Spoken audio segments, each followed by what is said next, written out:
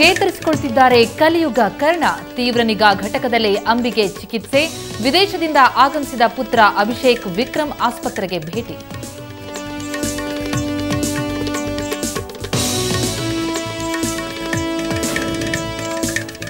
ಲೋಕಪಾಲ್ ಮಾದರಿಯಲ್ಲಿ ಹೊಸ ಮಸೂದೆಗೆ ಚಿಂತನೆ. ಇದು ಹಲ್ಲಿಲ್ಲದ ಹಾವು ಅಂತಿದ್ದಾರೆ ಲೋಕಾಯುಕ್ತ ಭಾಸ್ಕರ್ ರಾವ್. ಇಂದು ವಿಧಾನಸಭೆಯಲ್ಲಿ ಮಂಡನೆ ಸಾಧ್ಯತೆ.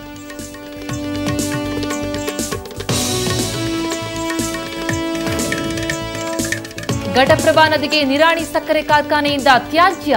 ರೈತರ ಪ್ರತಿಭಟನೆಗೆ ಮಣಿದ ಸರ್ಕಾರ. ಕಾರ್ಖಾನೆ ವಿರುದ್ಧ ಕ್ರಮಕ್ಕೆ ಉಸ್ತುವಾರಿ ಸಚಿವರ ಸೂಚನೆ.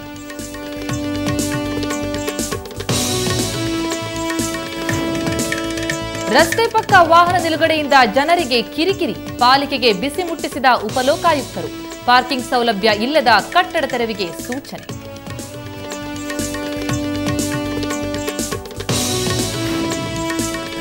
ಗ್ರಾಮದ ಮಕ್ಕಳಿಗೆ ಓದುವ ಹಂಬಲ. ಪ್ರೌಢಶಾಲೆ ಬಸ್ ಸೌಲಭ್ಯಗಳ ಕೊರತೆಯಿಂದ ಶಿಕ್ಷಣಕ್ಕೆ ವಿದಾಯ. ಯಾದಗಿರಿಯ ಶಹಾಪುರದಲ್ಲಿ ಚುನಾವಣೆಯ ವೇಳೆ ಮಾತ್ರ ನೆನಪಾಗುತ್ತೆ ಸಮಸ್ಯೆ.